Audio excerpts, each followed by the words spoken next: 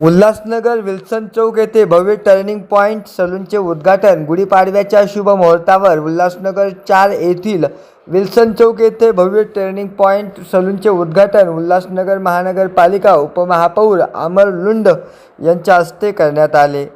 उल्हासनगर शहरामधील उद्योगपती व शिवसेना शहर अधिकारी सुशील पवार आणि त्यांचे लहान बंधू सुनील पवार यांच्या सलूनचे उद्घाटन भव्य स्वरूपात पार पडले. आधुनिक सुविधांनी उपलब्ध अशा भव्य दिव्य सलूनच्या ओपनिंगमुळे उल्हासनगर वासियांना आता त्यांचा फायदा घेता येणार आहे.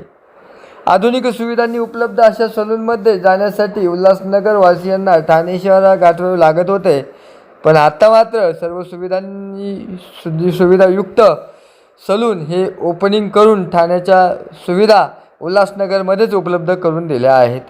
या उद्घाटन प्रसंगी उल्हासनगर शिंदे गटाचे उपमहानगर प्रमुख व नगरसेवक राजेंद्र चौधरी, नगरसेवक प्रदीप गोडसे, जम्मू पुरुषवाणी मनोज लासी, नगरसेविका ज्योत्स्ना जाधव, कांताताई पवार, विभाग प्रमुख अनिल मराठे तसेच अनेक मान्यवरांनी या सलूनमध्ये भेट देऊन सलूनच्या भावी वाटचालीस शुभेच्छा दिल्या आहे.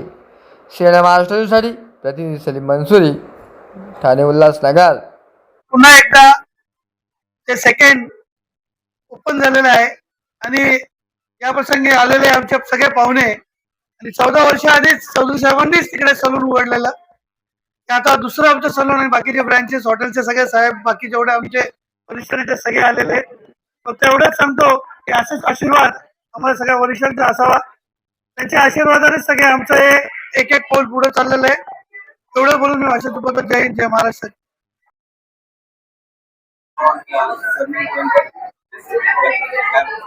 उल्हासनगर मध्ये टर्निंग पॉइंट सलून आज या ठिकाणी ओपन होतोय, त्याचं उद्घाटन होतंय.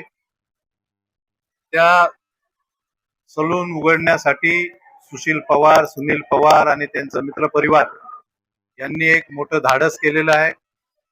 मुंबईनंतर, ठाण्यानंतर उल्हासनगर मध्ये एवढं भव्य दिव्य सलून या उल्हासनगर मध्ये होतंय आणि ह्या दोघांनी जे पावलं पुढे टाकलेली आहेत आणि आज गुढीपाडव्याच्या निमित्तानं हे शुभ सलूनचं उद्घाटन होतंय. मी सुशील पवार, सुनील पवार आणि त्यांच्या मित्रपरिवाराला शुभेच्छा देतो.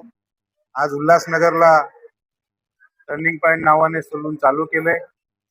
उद्या अंबरनाथ मध्ये त्यांचं पुढचा सलून सुरू व्हावं, नंतर बदलापूर असं त्यांचं भव्य दिव्य सलून असं त्यांचं हे वाढत जावं अशी गुढीपाडव्यानिमित्त त्यांना शुभेच्छा देतो.